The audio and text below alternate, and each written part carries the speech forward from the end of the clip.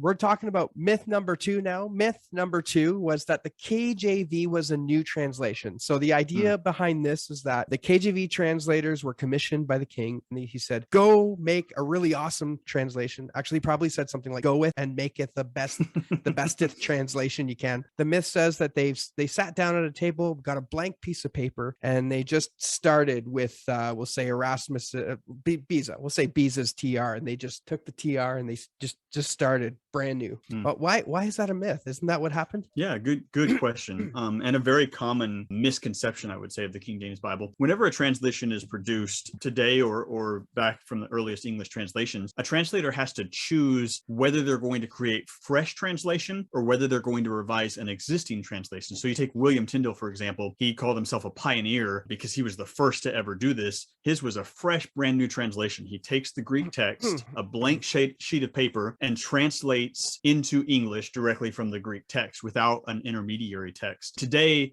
most translations, not all, but most translations that put the word new in their name are a fresh translation. Like the NIV was totally new, fresh translation from Greek. They weren't using a stand-in text. But the other option is to take a particular English translation and revise it. So for example, the ESV that's commonly widely used today is a revision of the Revised Standard Version. The RSV got revised in 2 different directions. The new Revised Standard Version took it in one direction, and a large group of evangelicals were very concerned that that was a liberal direction in terms of the changes to gender language that they were making and a few other issues. And so they got rights to revise the Revised Standard Version in a different direction. And that revision is what we call the ESV. So they started with a text in front of them. Now, obviously, they're using Greek and Hebrew and going back to the original languages. And there was a whole team of scholars at Crossway and at Tyndale House that did this. But they're not trying to create a fresh translation. They're starting with an English text in front of them and saying, how should we revise this? Well, in terms of those 2 different ways to produce a translation, the King James Bible was not fresh translation. It was a revision of the 1602 Bishop's Bible. And we can see this in several different ways. If you look here on the screen with the slides, you'll see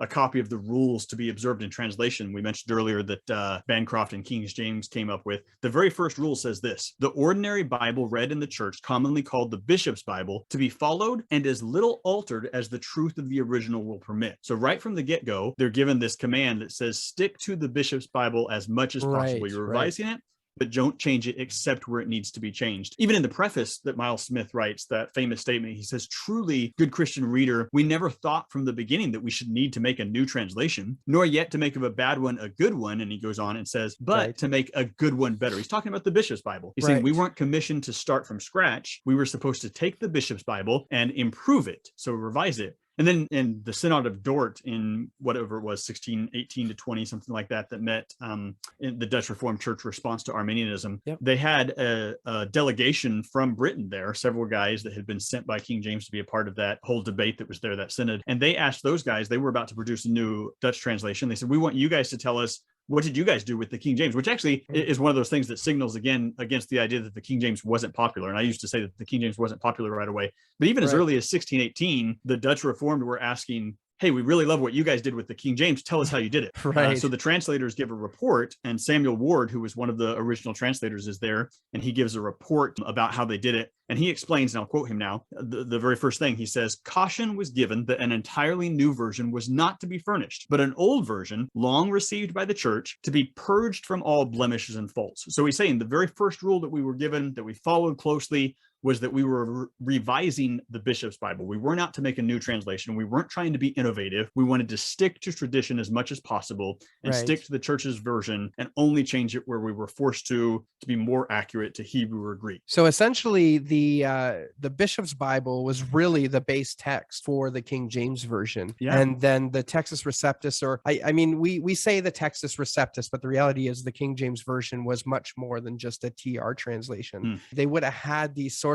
on the side, and as they're going through the Bishop's Bible, they would be checking those sources, let's say Beza's TR and whatever else they're using, and making changes to the Bishop's Bible as they go, and that becomes the King James Version. We actually, in fact, still have today a copy of the bill that Robert Barker sent to King James in 1604. Actually, I think it was dated 1605. I don't have it right in front of me, but it was a bill for 40 unbound copies of the Bishop's Bible. So they took unbound, just the sheets, and he bought 40 copies of the Bishop's and spread that out amongst the translators to work on. So they're actually holding in front of them a unbound sheet of the bishop's Bible while they work. And if you look actually here at the image, this image that you see here is a copy of a manuscript today that we call Bode 1602. It's in the Bodleian Library, and it's a copy of the 1602 bishop's Bible. But what it is leaves that were originally unbound that have been now bound together that records some of the work from the King James translators. And you can see just at a glance at it that they've got the bishop's text in front of them, but as they're recording their revisions, they're crossing certain things out that they want to change, adding things into the margin, making revisions. So they're not starting with a blank sheet of paper as they do this work. They're starting with a bishop's Bible, an unbound copy of the bishop's Bible in front of them,